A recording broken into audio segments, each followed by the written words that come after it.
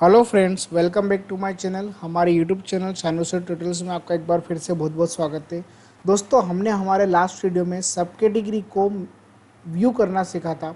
ठीक है, आज के इस वीडियो ट्यूटोरियल में हम सब कैटेगरी को डिलीट करना सीखेंगे कि कैसे हम सब कैटेगरी को डाटाबेस से डिलीट करते हैं। ठीक है दोस्तों, मैं आपको सबसे पहले बता देना चाहता हूँ कि अगर आप मेरे चैनल पर नए हों तो प्लीज़ ये जो मेरी प्लेलिस्ट है PHP एंड MySQL ट्यूटोरियल, इस प्लेलिस्ट के अंदर अभी हम एक रिसेंटली प्रोजेक्ट पे वर्क कर रहे हैं जिसका नाम है हमारा online news portal.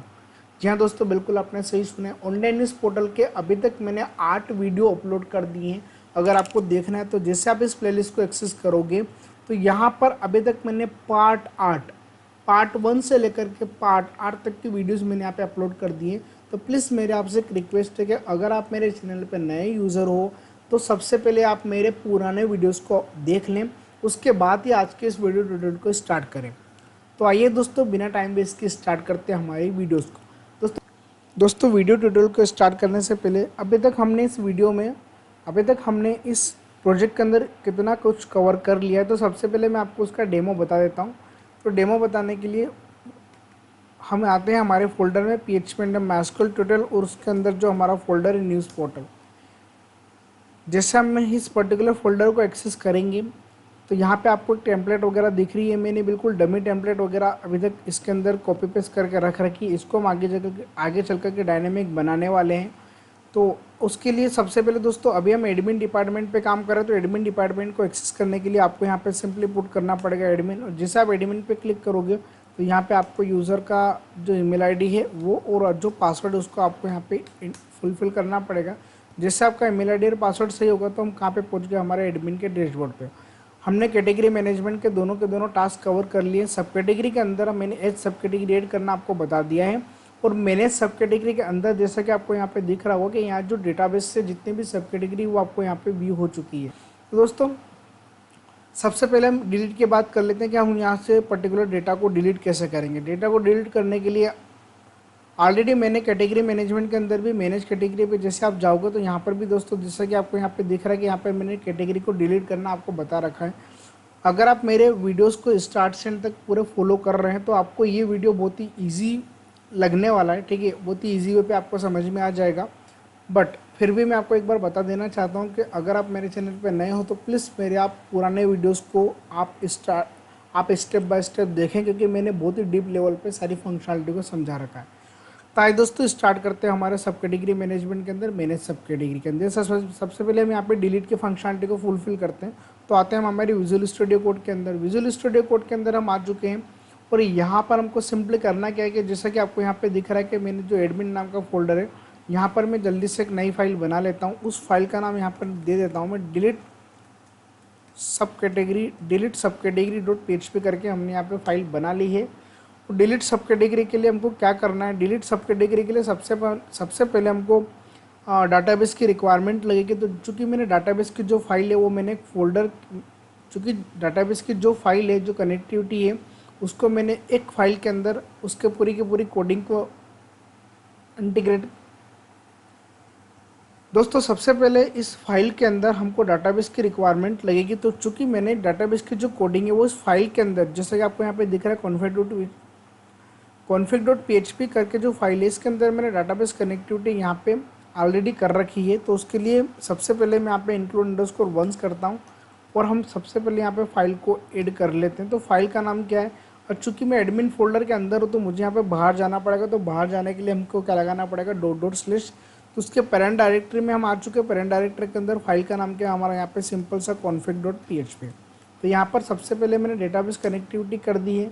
Database connectivity करने के बाद हमको करना क्या है कि ये जो हमारा पेज है, इस पेज का नाम क्या है, मैनेज सब कैटेगरी पे। हम जाते हैं हमारे मैनेज सब कैटेगरी पे। मैनेज सब कैटेगरी पे जैसे ही यूज़र, ये जो हमारा, इसको मिनिमाइज़ कर देते हैं, ये जो हमारा बटन है, ये जो आपको एंकर टेक दिख रहा है, ये जो एंकर टेक आपको दिख रहा है, ये एंकर टेक किसके लिए बनाया मैंने, डिलीट के लिए। ठीक है, और ये जो एंकर टेक है ये किसके लिए बना रखा हमने, अपडेट के लिए। तो सबसे पहले हम डिलीट पे वर्क करेंगे, उसके बाद हम किस पे मूव करेंगे, एडिट के फंक्शनलिटी पे। तो दोस्तों, जैसे कि आपको यहाँ पे दिख रहा है कि जैसे मैं इस पर्टिकुलर लिंक पे डिलीट करता हूँ तो मुझे कौन से पेज पे जाकर के डिलीट करना है, एक नए पेज पे जिसका नाम है हमारा delete_sub कैटेगरी डॉट PHP करके हमने यहाँ पे फाइल बना ली है।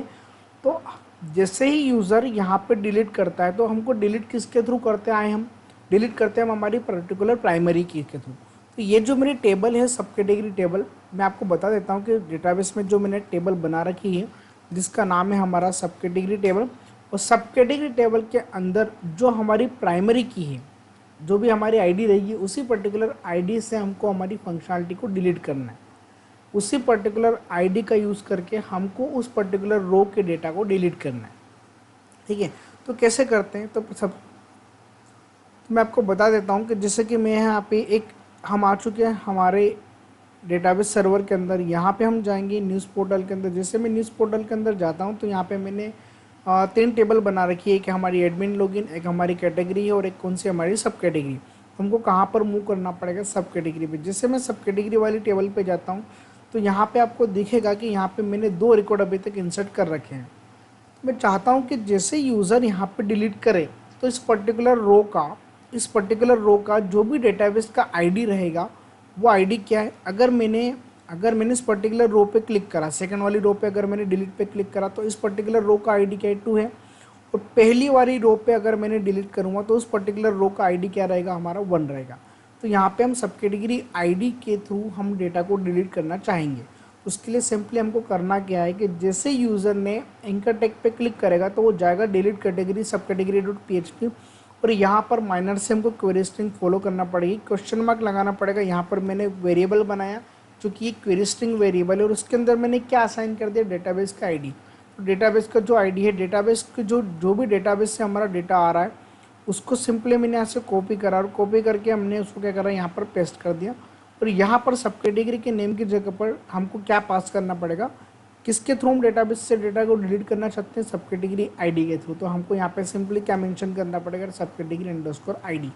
एक बार और मैं आपको बता देता हूँ कि जैसे ही मैं डिलीट वाली लिंक पे क्लिक करता हूँ तो हमको ये जो फंक्शनलिटी है एक नए पेज पे मुझे मूव कर देगी जिसका नाम है हमारा डिलीट सब कैटेगरी डॉट PHP, जहाँ पर मुझे डाटाबेस की आईडी लेकर के जाना है। बट ये जो डाटाबेस की आईडी हम लेकर के जाएंगे ये हम क्वेरी स्ट्रिंग की हेल्प से जाएंगे। ये जो क्वेश्चन मार्क का सिंबल दिख रहा है ये क्वेरी स्ट्रिंग को इंडिकेट करता है।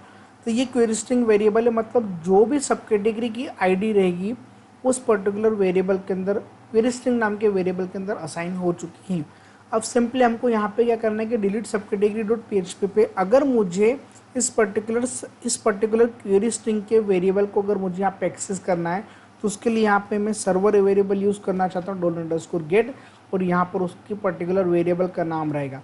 तो सबसे पहले हम ये देख लेते हैं कि जब भी अगर मैंने किसी भी पर्टिकुलर रो को अगर मैं डिलीट करूँगा तो उसका जो आईडी है वो मुझे गेट हो रहा है कि नहीं हो रहा है। तो जैसे मैंने इस पर डिलीट पे क्लिक करा तो देखो दोस्तों यहाँ पे क्या आ रहा है, 2 आ रहा है।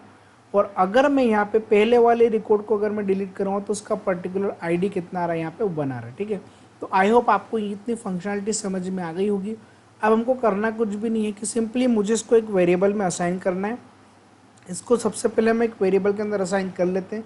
दोस्तों मैं आपको एक बार बता देता हूं कि अगर आप मेरे चैनल पर नए हो तो प्लीज़ आप मेरे पुराने वीडियोस को, जो जितने भी मैंने पार्ट्स अभी तक बना रखे हैं इस पर्टिकुलर प्रोजेक्ट के, उस प्रोजेक्ट के स्टार्ट से एंड तक सारे के सारे पार्ट्स को आप कवर कर लें ताकि जितनी भी फंक्शनलिटी वो आपको अच्छे से समझ में आ जाए। ठीक है, अब हमको यहाँ पे डिलीट करना है तो डिलीट करने के लिए सिंपली हमको यहाँ पे लिखना पड़ेगा MySQL i_query, और डिलीट करने के लिए हमको यहाँ पे क्वेरी चलाना पड़ेगी। MySQL query के अंदर पहला पैरामीटर रहता है कनेक्शन ऑब्जेक्ट, और यहाँ पर हमको डेटाबेस से डेटा सब कैटेगरी को अगर मुझे डिलीट करना है तो उसके लिए यहाँ पे हमको क्वेरी चलाना पड़ेगी डिलीट फ्रॉम टेबल। कौन सी टेबल से हमको डेटा डिलीट करना है, टेबल का नाम क्या है, सब कैटेगरी। तो हमने यहाँ पे सिंपली सब कैटेगरी हमने यहाँ पे मेंशन कर दी है। यहाँ पे मैंने टेबल का नाम मेंशन कर दिया डिलीट फ्रॉम सब कैटेगरी वेयर, जहाँ पर सब कैटेगरी अंडरस्कोर आईडी, कॉलम का नाम क्या है, सब कैटेगरी CATEGORY, सब कैटेगरी अंडरस्कोर आईडी किसके बराबर होगी, जो भी मैं वहाँ से क्वेरी स्ट्रिंग से आईडी लेकर के आ रहा हूँ, अगर वो पर्टिकुलर आईडी मेरी पर्टिकुलर सब कैटेगरी टेबल की सब कैटेगरी आईडी के बराबर होगी तो मेरा डेटा क्या हो जाएगा, यहाँ पे डिलीट हो जाएगा। अगर मेरा डेटा सक्सेसफुली डिलीट हो गया है तो ये जो है हमारा ये जो क्वेरी है ये 1 रिटर्न करती है। कितना रिटर्न करती है, 1। ये जो भी डेटा रिटर्न करेगी वो डेटा रिटर्न होकर के एक $q नाम के वेरिएबल के अंदर आ चुका है। अब यहाँ पे सिंपली हमको एक मैसेज देना है कि अगर q में इक्वल टू 1 होता है, अगर q के अंदर 1 होता है तो हमको यहाँ पे सिंपल से जावास्क्रिप्ट लगाना है। जावास्क्रिप्ट क्या लगाना है, हमको यहाँ पे सिंपली स्क्रिप्ट लिखना है और स्क्रिप्ट को हमको यहाँ पे सिंपली क्लोज करना है। क्लोज करने के बाद हमको यहाँ पे एक अलर्ट मैसेज देना है। अलर्ट मैसेज क्या देना चाहेंगे हम यहाँ पे अलर्ट मैसेज देना चाहेंगे कि सब कैटेगरी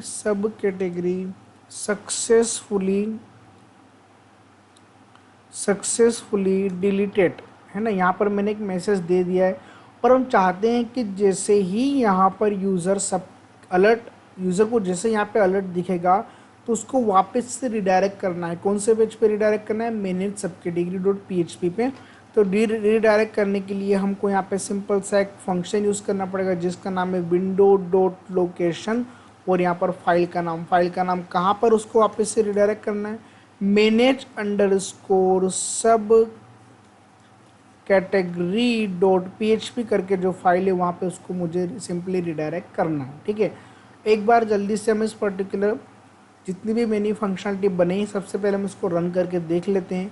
दोस्तों जैसा कि आपको यहाँ पे दिख रहा होगा कि जब भी अगर मैं कैटेगरी मैनेजमेंट के अंदर अगर मैं मैनेज कैटेगरी के अंदर मूव करता हूँ तो यहाँ पर भी मैंने डिलीट फंक्शनलिटी लगा रखी है। बट जैसे ही मैं किसी भी यूज़र को डिलीट करता हूँ तो डिलीट करने के लिए सबसे पहले मुझे यहाँ से वो कन्फर्मेशन पूछता है कि are you sure want to delete this record. अगर मैं कैंसिल करूँगा तो मेरा रिकॉर्ड यहाँ से डिलीट नहीं होगा, अगर मैं ओके करूँगा तो यहाँ से क्या हो जाएगा, मेरा डेटा डिलीट हो जाएगा। तो ये फंक्शनलिटी हम कैसे करते हैं, ये फंक्शनलिटी ऑलरेडी मैंने कैटेगरी मैनेजमेंट के अंदर मैनेज कैटेगरी के अंदर जो डिलीट वाली फंक्शनलिटी है वहाँ पर मैंने अच्छे से उसको एक्सप्लेन कर रखी है। फिर भी मैं आपको एक बार बता देता हूँ कि यहाँ पे जैसे ही यूज़र मैनेज कैटेगरी पे आता है और मैनेज कैटेगरी के अंदर हम आ जाते हैं मैनेज सब कैटेगरी के अंदर। मैनेज सब कैटेगरी के अंदर जैसे यूज़र यहाँ पे डिलीट पे क्लिक करता है तो सबसे पहले तो उसको यहाँ पे कन्फर्मेशन शो करना। तो यहाँ पे इस पर्टिकुलर लिंक के ऑन क्लिक पे हम जावास्क्रिप्ट की एक छोटी सी फंक्शनलिटी लगाते हैं कि जैसे ही यूज़र ने एंकर टेग पे क्लिक करा है तो यहाँ पे इसके ऑन क्लिक पे फंक्शन कॉल होगा जिसका नाम है डेल सब कैटेगरी, या फिर ये काम करते हैं कन्फर्मेशन का फंक्शन जो मैंने बना रखा है। ठीक है, चेक कन्फर्म करके मैंने यहाँ पे फंक्शन बना रखा है। ये जो फंक्शन हमने बनाया है इसको सिंपली हम कहाँ पर लिखेंगे, ये जो मैंने फूटर डॉट php करके फाइल बना रखी है इसके जस्ट नीचे या फिर इसके ऊपर भी मैं यहाँ पे लिख सकता हूँ। ठीक है, तो यहाँ पर नहीं, अगर आपको नहीं लिखना है तो आप सिंपली यहाँ पे एक स्क्रिप्ट लगा दो। स्क्रिप्ट आपने लगा दी है, स्क्रिप्ट लगाने के बाद हमको यहाँ पे छोटी सी जावास्क्रिप्ट लिखना है। जावास्क्रिप्ट क्या लिखना है हमको, तो यहाँ पर सिंपल सा हमने जो फंक्शन ऊपर बनाया है उस फंक्शन को मुझे यहाँ पे मेंशन करना पड़ेगा। और यहाँ पर एक फंक्शन होता है जिसका नाम होता है हमारा कन्फर्म फंक्शन जो है क्या काम करेगा, यहाँ पर आपसे पूछेगा कि are you sure want to delete this records, are you sure want to delete this record, क्या आप इस पर्टिकुलर डेटा को डिलीट करना चाहते हो क्या। जब भी मैं कन्फर्म फंक्शन पे जब भी मेरा कन्फर्मेशन होता है तो यहाँ पर जैसा कि आपको यहाँ पे दिख रहा था कैटेगरी मैनेजमेंट के अंदर, यहाँ पर आपको वो दो बटन यहाँ पे आपको दे रहा था। कौन कौन से बटन, एक ओके और एक क्या होता है हमारा कैंसिल। ओके पे ट्रू रिटर्न होता है और कैंसिल पे फॉल्स रिटर्न होता है। ठीक है, तो यहाँ पर ये जो भी कन्फर्मेशन फंक्शन रहेगा कि जो भी वैल्यू रिटर्न करता है उसको मैंने यहाँ पे सिंपली एक वेरिएबल के अंदर मैंने उसको असाइन कर लिया है। अब ये जो मेरा वेरिएबल है वी, या तो ये इसके अंदर ट्रू रिटर्न होगा या फिर क्या रिटर्न होगा, फॉल्स। तो हमने यहाँ पे एक फंक्शन लगाया है, यहाँ पे हमने एक छोटी सी कंडीशन लगा दी कि यदि वी की वैल्यू अगर ट्रू होगी, वी की वैल्यू क्या होगी, अगर ट्रू होगी तो यहाँ पर हमको रिटर्न करना है हमको यहाँ पे सिंपली रिटर्न ट्रू करना है। अगर मेरी वैल्यू जो है वी की अगर वो फॉल्स है तो सिंपली हमको यहाँ पे रिटर्न करना है, क्या रिटर्न करना है हमको यहाँ पे सिंपली फॉल्स रिटर्न करना है। अब ये जो फंक्शन आपको दिख रहा है, एक बार मैं आपको समझा देता हूँ कि जब भी मैं इस पर्टिकुलर सब कैटेगरी पे क्लिक करता हूँ तो देखो यहाँ पे आपको कन्फर्मेशन दिख गया है, are you sure want to delete this record. अगर आप इस रिकॉर्ड को डिलीट करना चाहते हो तो आप ओके प्रेस करो, अदरवाइज आप क्या प्रेस करोगे यहाँ पे कैंसिल। ठीक है, तो अभी मैं ओके और कैंसिल की फंक्शनलिटी मैंने अभी पूरी कंप्लीट नहीं करी है। मैं चाहता हूँ कि ये जो हमारा बटन बना है, ये जो हमारा एंकर टैग है, इस एंकर टैग पे जो HREF है, ये HREF हमेशा वर्क करेगा। मतलब जैसा कि अगर मैं यहाँ पे कैंसिल पे क्लिक करूँगा ना तो भी मेरा रिकॉर्ड क्या हो जाएगा, डिलीट हो जाएगा। ऐसा नहीं होना चाहिए। अगर आपने ओके पे क्लिक करा है तो ही आपका रिकॉर्ड क्या होना चाहिए, डिलीट होना चाहिए। ठीक है, तो उसके लिए हम क्या करेंगे कि मैं चाहता हूँ कि जब भी यूज़र ऑन क्लिक पे, जब भी यूज़र एंकर टैग पे या डिलीट पे जब भी यूज़र क्लिक करता है तो जो मेरा फंक्शन कॉल होगा, इस फंक्शन के अंदर मैंने दो वैल्यू रिटर्न करके रखी है, या तो रिटर्न ट्रू आएगा या फिर रिटर्न क्या आएगा, फॉल्स आएगा। दोस्तों मैं आपको एक बार बता देना चाहता हूँ कि जब भी मैं एंकर टैग पे क्लिक करता हूँ तो इसका HREF जो है वो हमेशा वर्क करेगा। तो हम चाहते हैं कि इस HREF को हम हैंडल करें किसकी सहायता से, किसकी मदद से, हम जावास्क्रिप्ट की मदद से मैं HREF को होल्ड करना चाहता हूँ। ये HREF इस पर्टिकुलर पेज पे कब जाएगा, जब मेरा कन्फर्मेशन बॉक्स ट्रू रिटर्न करके लाएगा। क्या रिटर्न करके लाएगा, ट्रू रिटर्न करके लाएगा, तभी ये मेरा HREF वर्क करना चाहिए। अगर यूज़र ने कन्फर्मेशन बॉक्स में कैंसिल क्लिक किया है तो कैंसिल पर रिटर्न क्या आ रहा है, फॉल्स आ रहा है। तो फॉल्स के केसेस में ये फंक्शनलिटी या फिर ये HREF मेरा वर्क नहीं करना चाहिए। तो यहाँ पर जो भी फंक्शन आएगा, यहाँ पर जो भी उसकी वैल्यू आएगी, जो भी वैल्यू यहाँ पे आएगी या तो ट्रू आएगी या फिर फॉल्स आएगी, तो उसको मैंने वापस क्या कर दिया, यहाँ से इसको मैंने रिटर्न कर दिया। यहाँ से इसको रिटर्न करने का मतलब ये होता है कि इसके पास जो भी ट्रू और फॉल्स आ रहा है ये किसको पास कर देगा, HREF को। HREF क्या सोचेगा कि अगर मेरे पास ट्रू वैल्यू आ रही है तो मुझे क्या करना है, उस पर्टिकुलर पेज पे जाना है और वहाँ पर मुझे डेटा को डिलीट करना है। अगर यहाँ पर फॉल्स आता है तो ये HREF वर्क करना बंद कर देगा। ठीक है, आई होप दोस्तों ये फंक्शनलिटी आपको समझ में आ गई होगी। एक बार हम उसको जल्दी से इम्प्लीमेंट करके देख लेते हैं।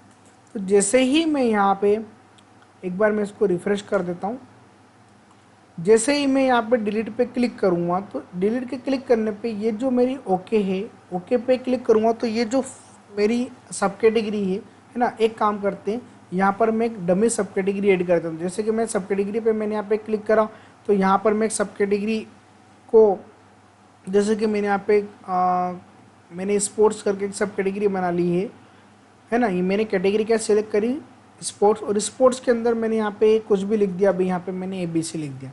तो जैसे मैं ऐड करूँगा तो मेरी जो फंक्शनलिटी है वो डाटाबेस में ऐड हो चुकी है। ठीक है, मेरी जो सब कैटेगरी है वो डाटाबेस में ऐड हो चुकी है। मुझे इसको देखना है, तो देखने के लिए सिंपली आपको करना क्या है, सिंपली आपको करना रहेगा, है ना। यहाँ पर शायद मैंने उसकी प्रॉपर लिंक वगैरह नहीं दी है, तो मैं एक बार आपको बता देता हूँ कि जैसे ही मैं, देखो दोस्तों यहाँ पे आपको ABC करके सब कैटेगरी यहाँ पे आपको दिख गई होगी। ठीक है, अब मैं यहाँ पे जैसे ही डिलीट पे क्लिक करता हूँ और अगर यूज़र ने यहाँ पे कैंसिल पे क्लिक करा तो ये जो कैटेगरी है मेरी डिलीट नहीं होगी। ये कैटेगरी केवल कब डिलीट होगी, ये सब कैटेगरी केवल कब डिलीट होगी, जब यूज़र डिलीट के क्लिक पे ओके पे क्लिक करेगा तब। जैसे उसने ओके पे क्लिक करेगा तो देखो दोस्तों यहाँ पे सब कैटेगरी सक्सेसफुली डिलीटेड हो चुकी हैं और यहाँ पर जो सब कैटेगरी है वो डाटाबेस से क्या हो गई, मेरी रिमूव हो गई। तो दोस्तों ये थी हमारी डिलीट की फंक्शनलिटी, कैसे हम सब कैटेगरी को डाटाबेस से डिलीट करते हैं। ठीक है, आई होप आपको ये सारी फंक्शनलिटी समझ में आ गई होगी। दोस्तों नेक्स्ट वीडियो में हम उस सब कैटेगरी को एडिट करना सीखेंगे और 100% मैं आपसे प्रॉमिस करता हूँ कि एडिट सब कैटेगरी के अंदर 1 से 2 चीज़, है ना, आपको कुछ नहीं तो कुछ नया सीखने को ही मिलेगा। ठीक है दोस्तों, इस वीडियो में इतना ही, मिलते हैं हम हमारे नेक्स्ट वीडियो में, तब तक के लिए गुड बाय और thanks for watching this video.